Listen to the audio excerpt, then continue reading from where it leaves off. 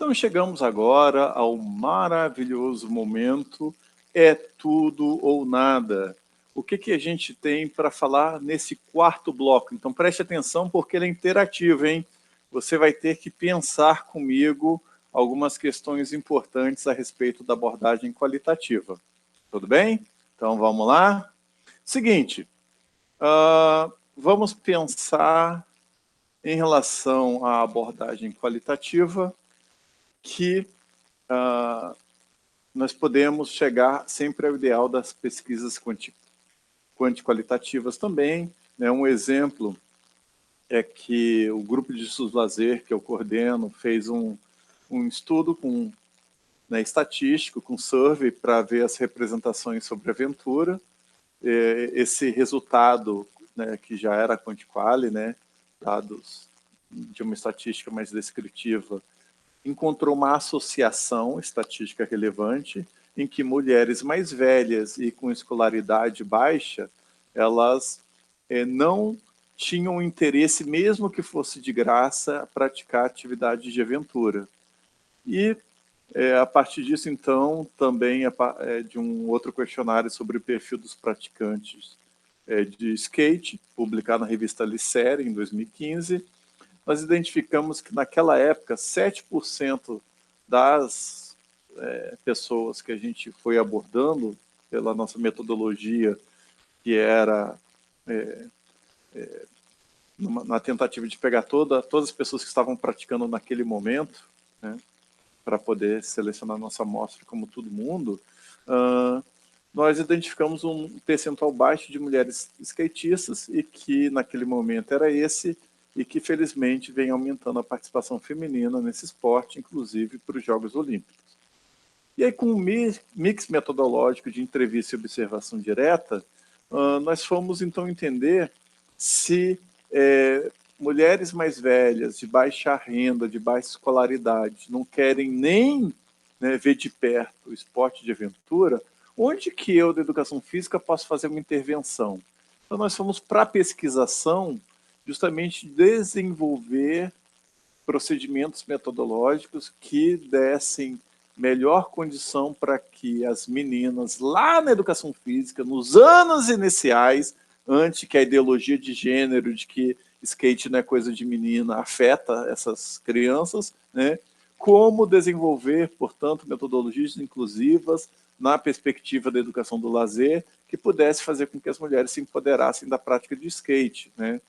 E também, ao mesmo tempo, estudar aquelas meninas que já são skatistas de grande projeção, inclusive é muito provável que nos Jogos Olímpicos a gente tenha melhores resultados femininos que masculinos aqui no Brasil.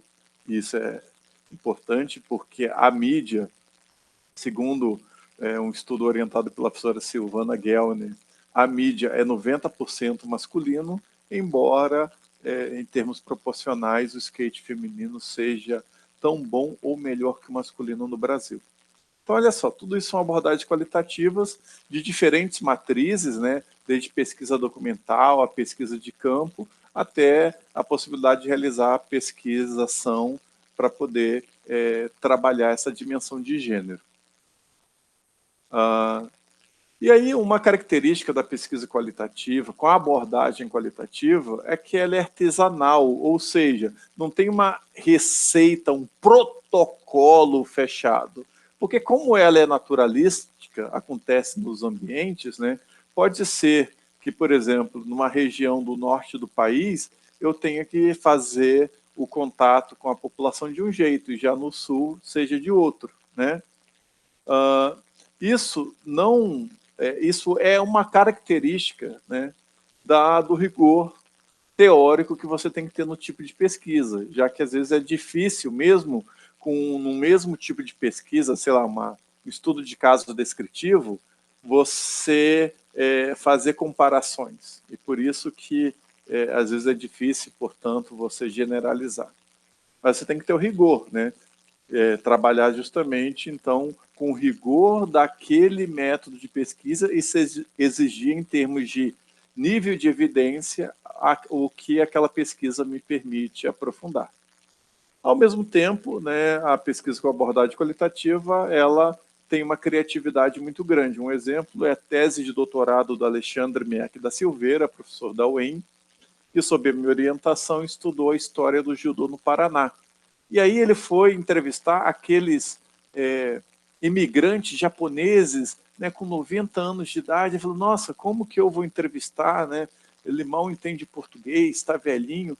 E aí ele criou um instrumento fundamentado numa técnica de entrevista chamada fotoelicitação, em que ele ia passando imagens do judô e pedindo para a pessoa contar a história do judô a partir daquela imagem que ele estava apresentando.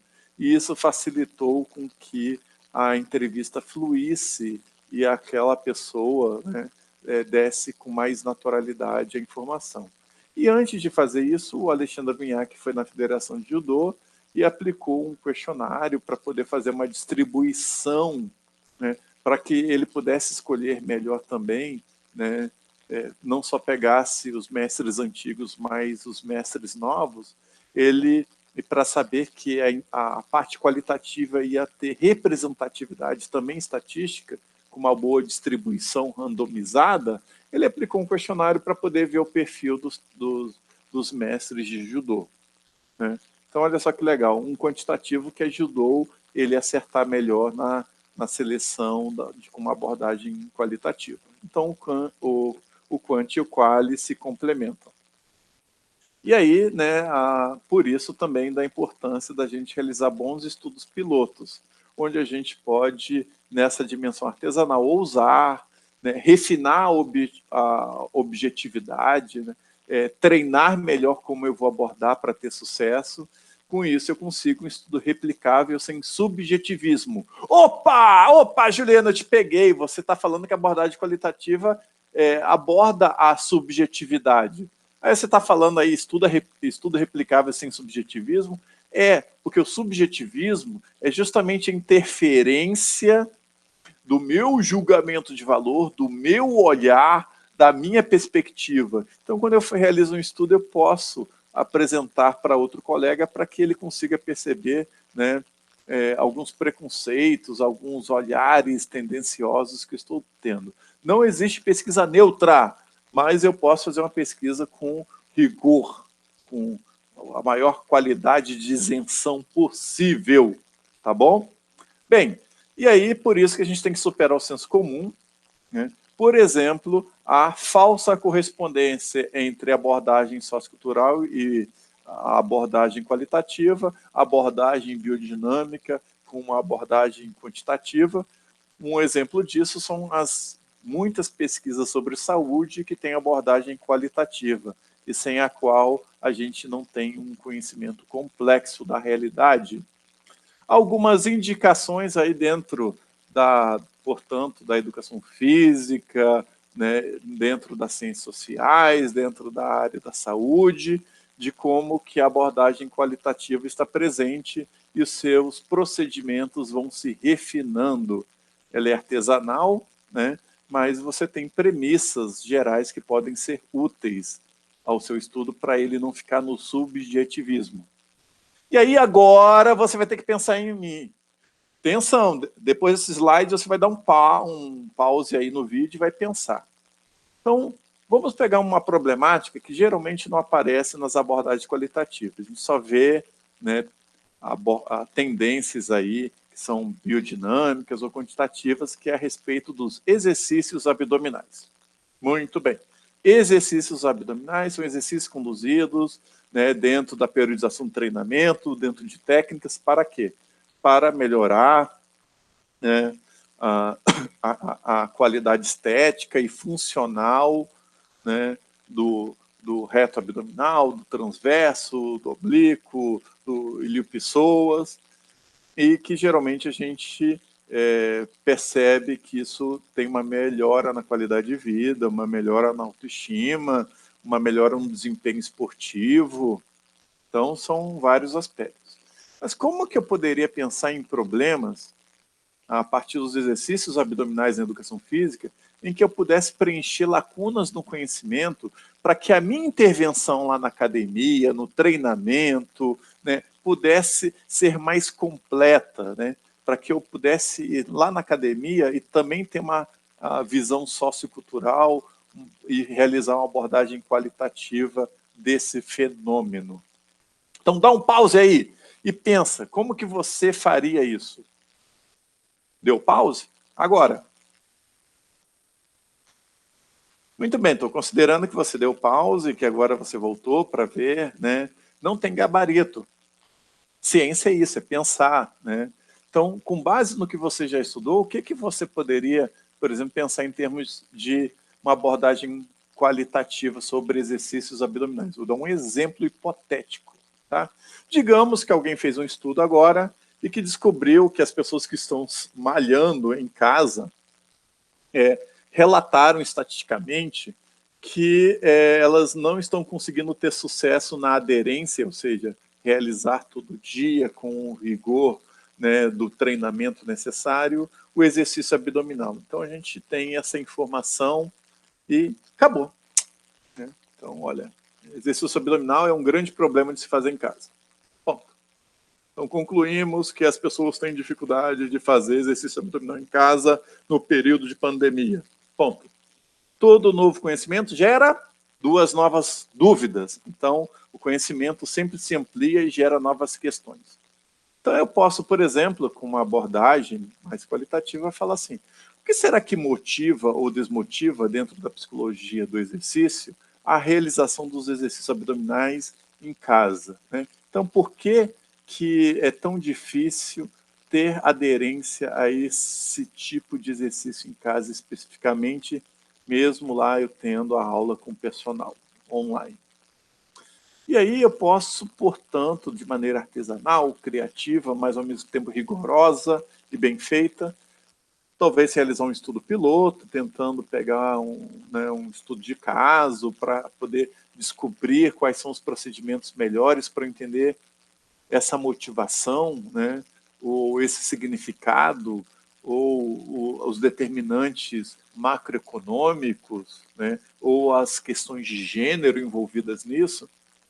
E aí eu posso, por exemplo, a partir disso, ter refinado um questionário estruturado em que eu aplico para as pessoas para saber mais essas dimensões psicológicas, motivacionais, econômicas, inclusive também trazer hipóteses biodinâmicas. Será que é uma questão do desconforto na coluna? Né? Será que isso tem a ver com a demanda energética, as noites de sono, o ciclo circadiano, né?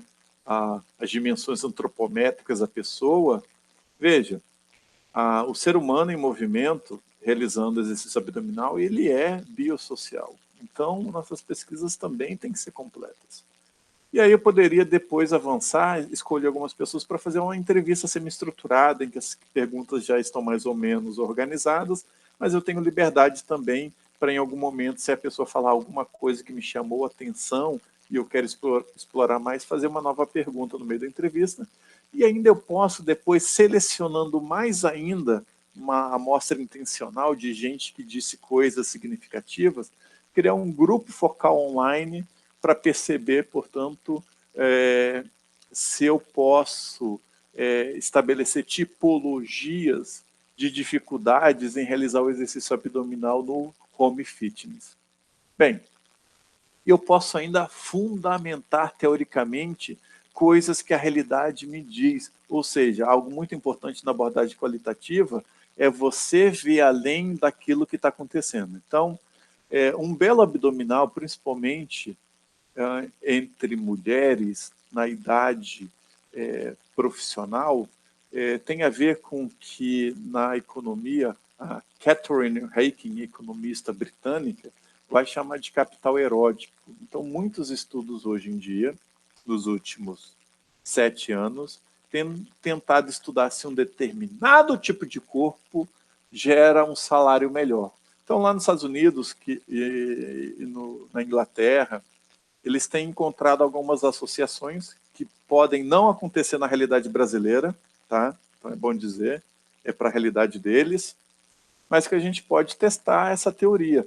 Então, ter um corpo que atende às expectativas socioculturais, né? Porque se eu olho para esse abdômen, né, que é belíssimo, né, será que do ponto de vista funcional eu preciso tê-lo assim? Né? Será que eu jogo melhor handebol com esse abdominal ou não? Né? Então, do ponto de vista simbólico, esse abdominal, né, essa a distribuição antropométrica, essa configuração corporal, ela agrega valor ao indivíduo. Né? Então, alguém com esse corpo, né, essa pessoa no mercado de trabalho, como professor, como personal trainer, né? Então, eu poderia fazer um estudo e dizer assim, olha, quanto você pagaria por uma personal trainer com esse abdominal? Eu falo, puxa, eu quero ser igual a ela, então eu pagaria R$200, né? Aí depois eu ponho o meu abdominal, né? E aí, por um cara desse aqui, esse cara aí, imagina, eu pagaria R$50, né? E aí, às vezes, né, uma personal trainer como essa aqui, ela acabou de terminar a graduação e eu, pós-doutor, né? Então, veja, o capital corporal, e que tem também um sentido erótico, ele pode ser, inclusive, mais importante que o capital científico. Então, são questões importantes que eu posso teorizar. Por isso que na abordagem qualitativa, a discussão com as dimensões macro é muito importante, né? E que há muitos estudos, portanto, demonstrando aí, como o estudo da Mirella, em que mostra que, e estudando uma academia muito conhecida, de que as mulheres pesquisadas veem seus corpos como um meio importante de interação social, obtenção de status, inserção de mercado de trabalho e valorização de si, né? Que são elementos realmente, portanto, a produção de um abdominal é muito mais do que um conjunto de entrelaçamento de tecidos musculares, esqueléticos, que sob determinada angulação biomecânica, com velocidade, com uma fonte energética, configuram uma estrutura muscular funcional, né? Então, nós somos seres que dão significado à barriga das pessoas. E isso pode, inclusive, permitir que alguém no mercado de trabalho tenha mais sucesso ou moralmente, inclusive, seja mais julgado. Então, tem estudos, por exemplo, antropológicos que mostram que pessoas barrigudas são moralmente julgadas como preguiçosas. Olha só que interessante, né? O corpo fala. Mas muito mais, né? Nós lemos os corpos, e isso é uma dimensão, uma abordagem qualitativa. Então eu quero agora para você dialogar. E aí? E você? Quais problemas de pesquisa você poderia, numa abordagem qualitativa, pensar a respeito de algo comum na educação física, que é a realização de exercícios abdominais? Terminado, portanto, a nossa discussão, eu espero que tenha sido útil. Não deixe aí de curtir e de vir dialogar comigo para que a gente possa aprofundar no conhecimento sem dicotomias, tá bom? Educação física, cuida do movimento humano, não é qualquer movimento e é sempre numa integração biosociocultural. Até mais.